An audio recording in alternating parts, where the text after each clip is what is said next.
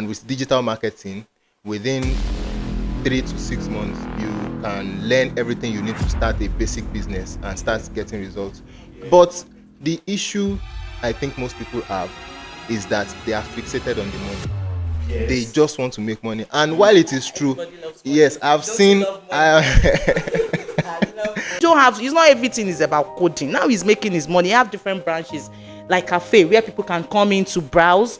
Do you understand? That is the basis level. So everybody is meant to be in it. You find your place in tech. I don't know how dull you are. You find your place. Yeah, and if please. And if you like to sell market, someone like me now, I like to talk, I like to sell my market, I do this. Go for digital marketing. Yeah. So not you that you are a shy person, you don't like to face the camera, and you said because there's money in that marketing, you are going there. No. Providing value should be the main goal while you are learning tech.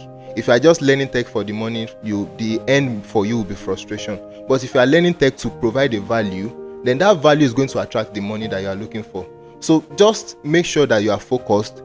And yeah, there was one thing we mentioned earlier about, maybe not in this podcast, but shiny object syndrome.